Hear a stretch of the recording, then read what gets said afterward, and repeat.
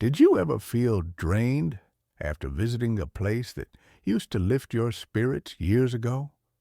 As we get older, some places that once felt familiar begin to take more from us than they give. And the hardest part is most people don't realize it until their health, peace of mind, or dignity has already been chipped away little by little. That's why today's video is so important, because it's not about isolating yourself, it's about protecting yourself. This isn't about fear, it's about awareness, about drawing wiser boundaries, especially in this season of life between 65 and 80. Your body, your heart, and your mind all need different kinds of rest, connection, and safety than they did decades ago. But most seniors keep showing up in the wrong places out of habit, guilt, or the simple hope that things will feel the same. And sometimes those places aren't dangerous in the obvious way. They just chip away at you slowly, emotionally, mentally, physically, until you start feeling heavier, lonelier, or more tired than you can explain. You might already be feeling it. You go to a certain spot and afterward your legs ache, your chest feels tight, or your mood crashes. You wonder if you're just getting old, but it's not just aging. Sometimes it's about the where, not the when. The truth is, there are places that drain us without warning, places that slowly take away our peace, health, and self-respect. In today's video, I'm going to walk you through 6 specific places that you need to stop visiting as you get older, not because you've lost value, but because you've gained wisdom. Each one of these comes from real experience, and knowing them could spare you heartache, exhaustion, and deep regret later on. And before we start, have you ever stopped going somewhere, even if others said you should keep going? What made you walk away? Let me know in the comments below. Now, let's begin. Place 1, the hospital when you don't really need to be there. One of the first places many seniors need to stop visiting unnecessarily is the hospital. Now, I want to be very clear.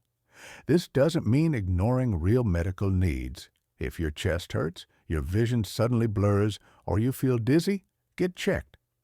But what I'm talking about is going to the hospital out of habit, fear, or loneliness. And yes, that happens more than people admit.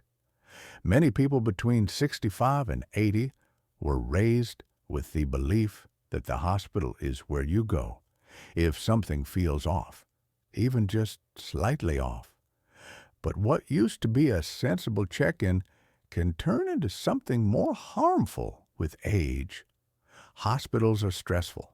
They're full of unfamiliar sounds, people rushing, bad lighting, long waits, and often a lot of emotional weight.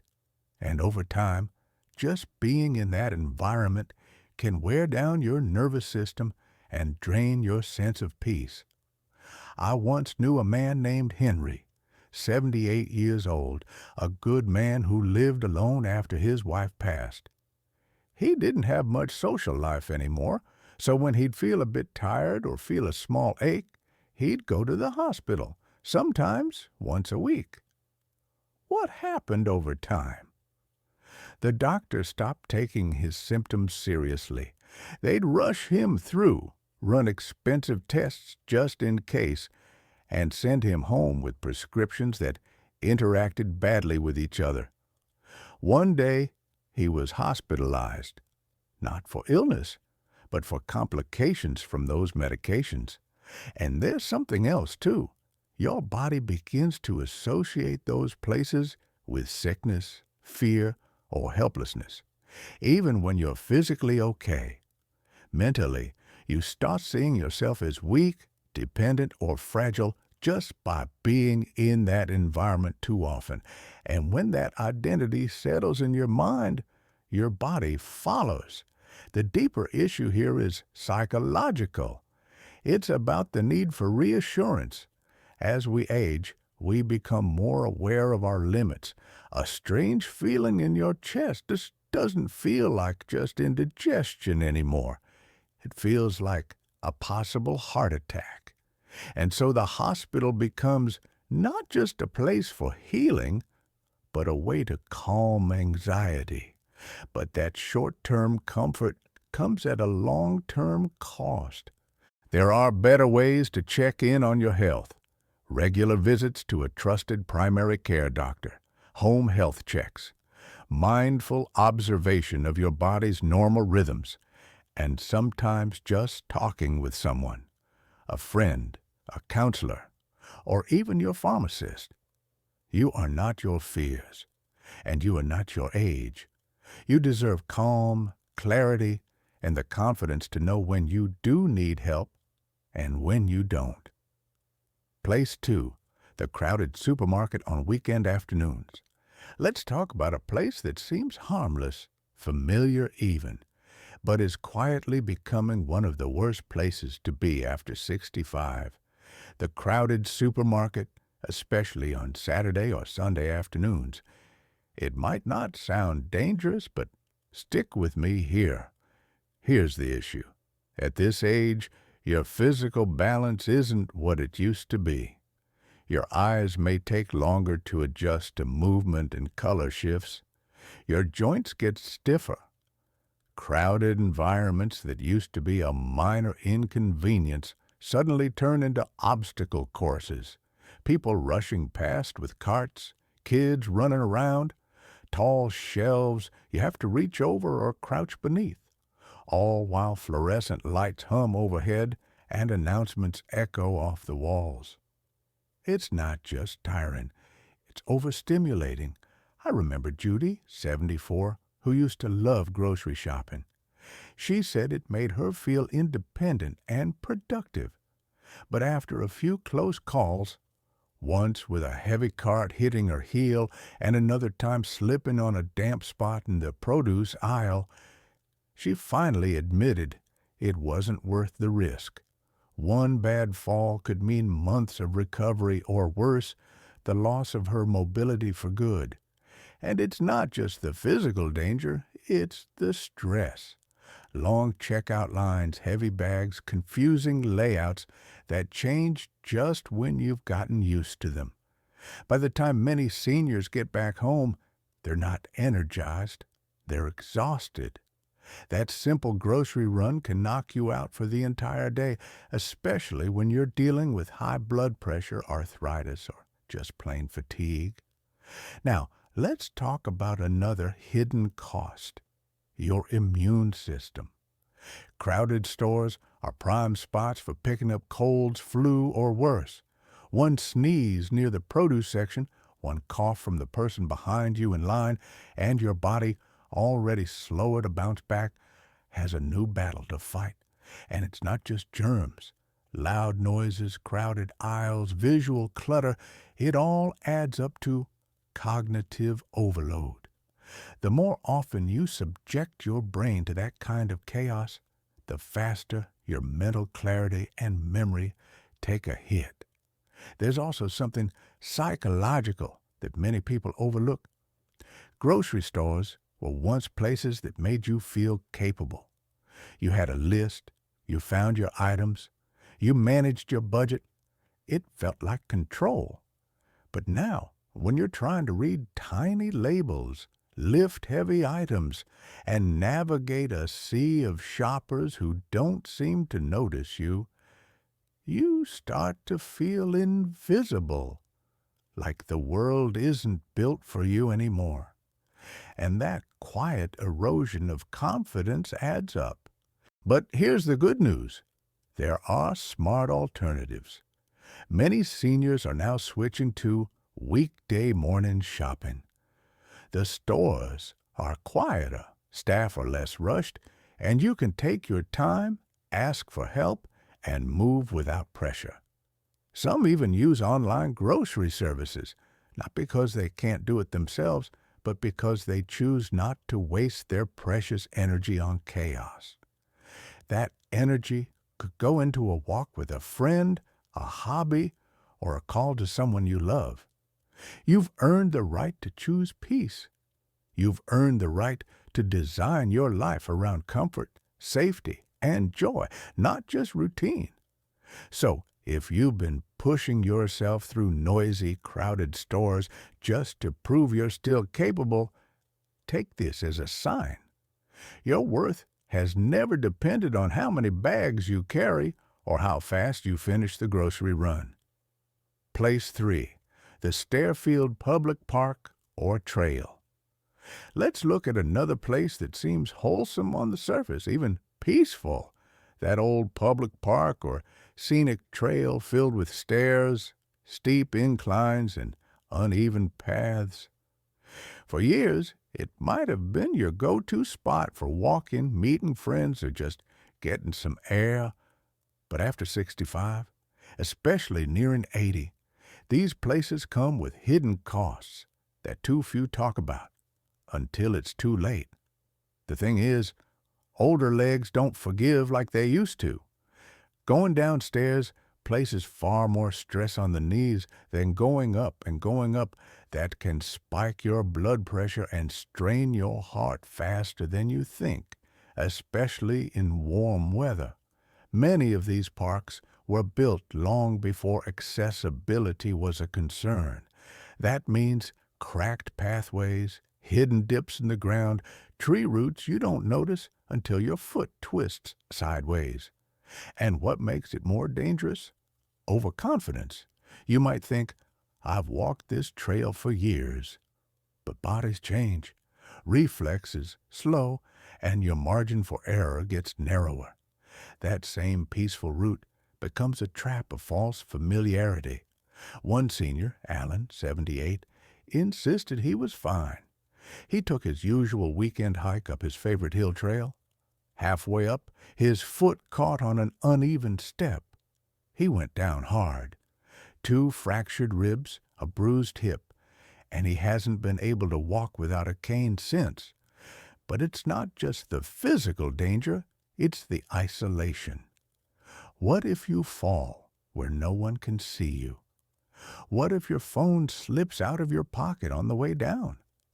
What if you go off your usual path just a little and suddenly the landmarks don't look familiar anymore? Cognitive sharpness can fluctuate in this season of life, and a 10-minute walk can quickly become a 40-minute misdirection. Plus, these environments often push you to do just a little more. You walk farther than you should. You chase a hill for pride. You don't stop when your body whispers, enough. That push, that desire to stay youthful, can lead to injury. It sets you back, not just physically, but emotionally. The guilt, the frustration, the sense of being less than. And it lingers for months.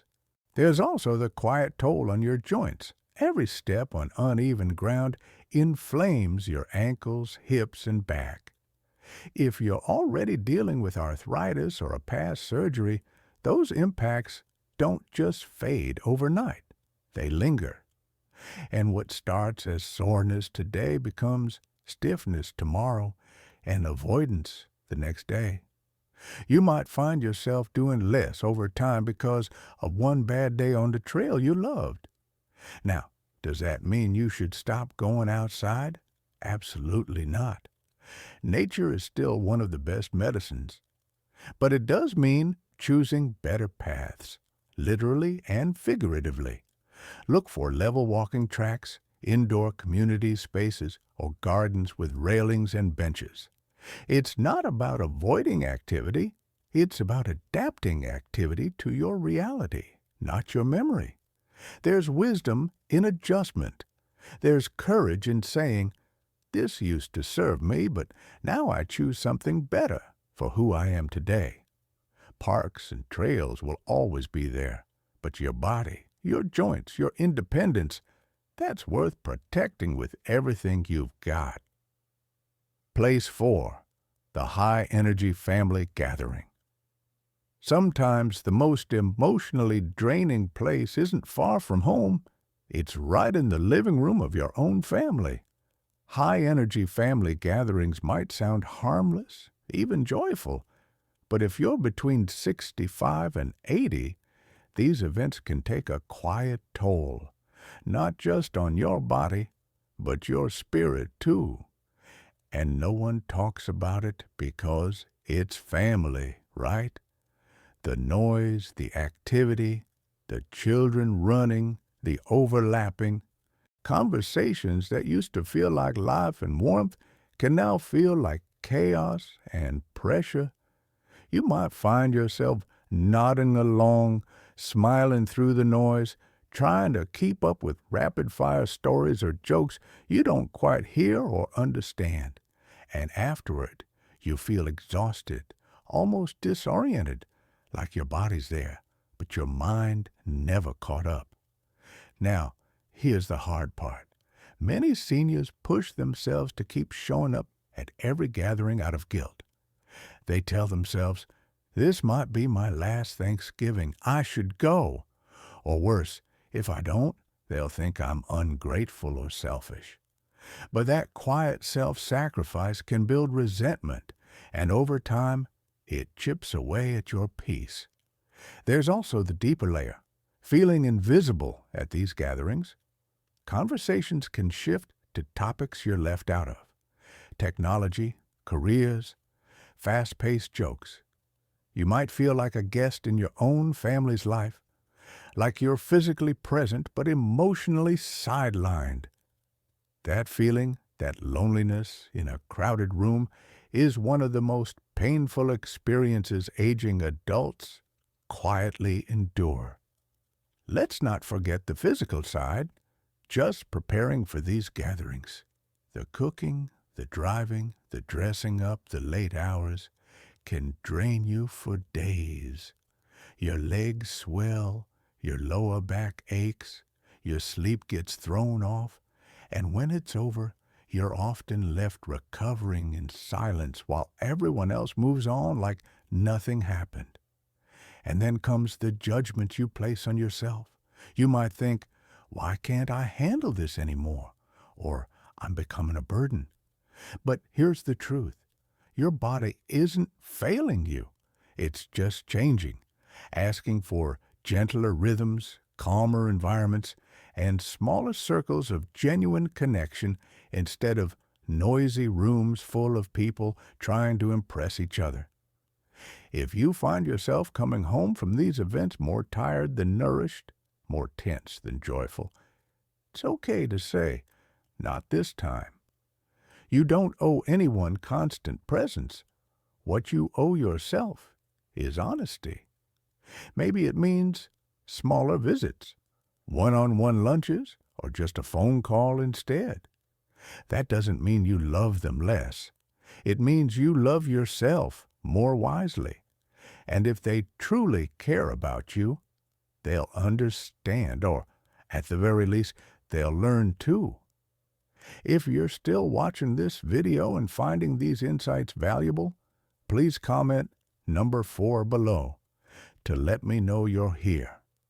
And if you haven't subscribed yet, I recommend you subscribe and turn on the bell so you don't miss any videos. Your support helps us continue creating good content to inform and inspire you. Now, let's move forward. Place 5. The late-night grocery store. There's something comforting about walking into a grocery store at night. It's quieter, less crowded, and the fluorescent lights feel oddly peaceful. But for folks between 65 and 80, this late-night habit could quietly be putting your safety, energy, and even independence at risk. Let's start with the obvious. Visibility. As we age, our vision naturally weakens in low light. Driving at night becomes more challenging, and walking through dim parking lots or shadowy aisles can increase the risk of falls. A simple trip for milk can end in a bruised hip or worse, and those accidents often lead to longer hospital stays, rehab, and a chain of health events that feel like they come out of nowhere. But beyond the physical, there's a psychological cost, too.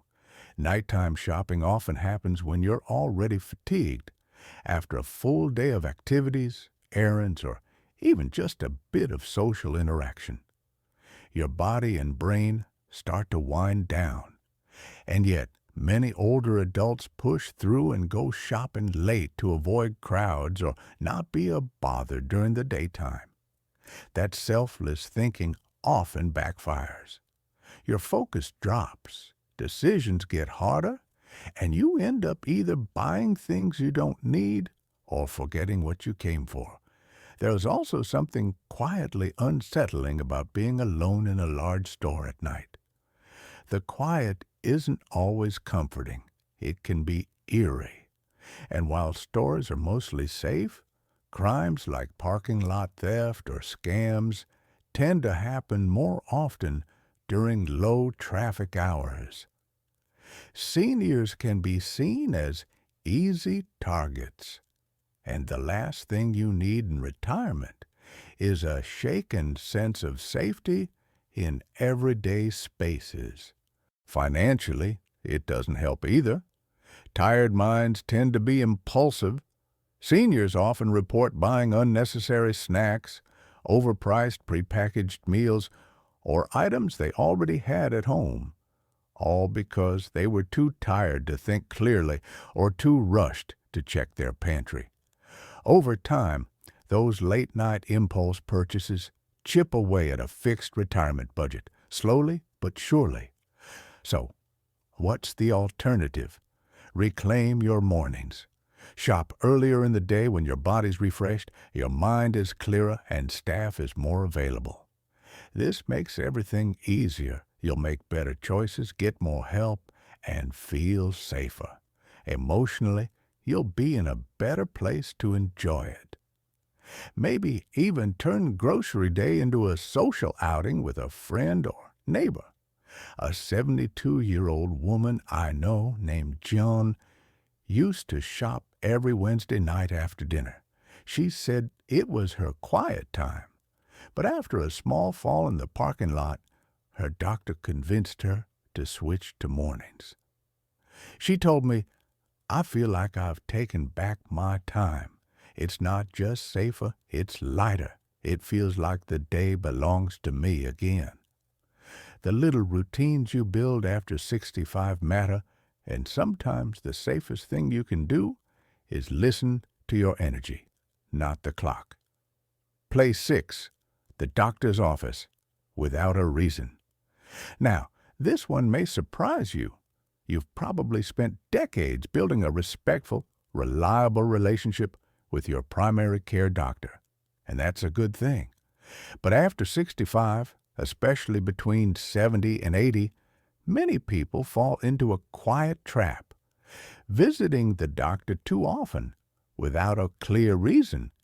It usually starts innocently. A small ache here, a slight discomfort there, or just a nagging thought that something might be wrong. So, you go in just to check. But soon enough, you find yourself making regular visits every few weeks, not because something urgent is happening, but because you're anxious about what might happen. The problem here isn't seeking help when needed. It's that excessive medical visits can gradually shift your mindset from active aging to passive waiting. When you see the doctor too often, especially without specific symptoms, you start to frame your life around illness instead of health. You begin looking for something to be wrong, and here's the twist. When you look hard enough, you'll often find it. Modern medicine is remarkable, but it also comes with risks. Overtesting, false positives, unnecessary medications, and the psychological burden of thinking you're sicker than you actually are. One test leads to another. One concern triggers a dozen appointments, and suddenly your calendar is full of hospital visits and your mind is full of worry. For many older adults, this habit is fueled by loneliness or boredom. It's no secret that some seniors begin using doctor visits as a way to talk to someone, to be heard, or to break up the week. And while seeking connection is natural and valid, the medical office isn't the right place to find emotional nourishment.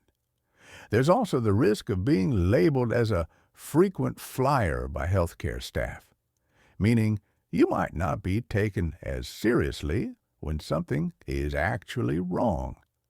That erosion of credibility can be dangerous when real symptoms appear. Instead, reframe your health focus. Learn the difference between routine checkups and unnecessary ones. Keep a health journal. Note your symptoms. Track your sleep, your eating, your activity, and bring that once or twice a year to a scheduled physical. That way, your doctor gets a full, long-view picture of your health, instead of fragmented visits based on fleeting fears. And if it's conversation and care you need, look toward community. Join a senior center, call an old friend, volunteer, or even see a counselor who specializes in older adults. Your emotional well-being deserves support, but not at the cost of your physical health or mental peace. I once met an 81-year-old man named Harold who used to go to the clinic nearly every other week. After his daughter noticed he was getting more stressed, not less, she gently asked why. "I just want to make sure I don't miss anything," he said. But when they looked back together at all his tests, every single one came back normal. What he truly needed wasn't another checkup. He needed assurance, company, and trust in his body again. So, if you're someone who keeps visiting the doctor without a clear concern, ask yourself, what am I really looking for? If you're still watching this video and finding these insights valuable, please comment number 6 below to let me know you're here.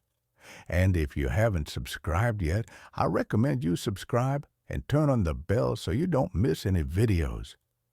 Your support helps us continue creating good content to inform and inspire you. Now, let's move forward. Final thoughts.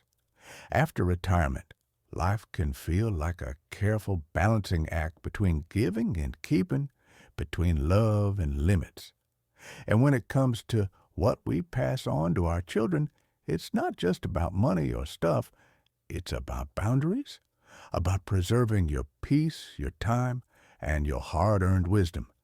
Many parents, out of deep love and habit, keep giving long after their children have become adults. But here's the truth. Giving too much, too often, and too blindly can sometimes take more than it gives. So, which of these 6 places or habits spoke to you the most? Are there any you hadn't even considered before? Maybe you found yourself giving rides, lending money, or biting your tongue just to avoid conflict. Or maybe you've realized that your calendar is full, but your energy is running dry. That quiet resentment you've been feeling?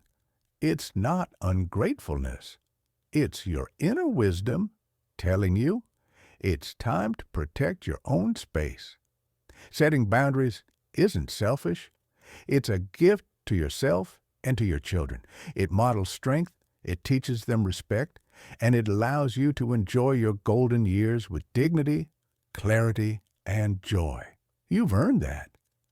Thank you for joining us today. We'd love to hear from you. Leave a comment below and share one thing you learned today and how you plan to use it in your life. Your thoughts are important to us, so don't hesitate to share them. Reading your comments gives us great motivation and encouragement. If you enjoyed this video and found it helpful, please like, subscribe, and share. Your support helps us continue creating good content to inform and inspire you. Thanks for watching, and we look forward to seeing you in the next video.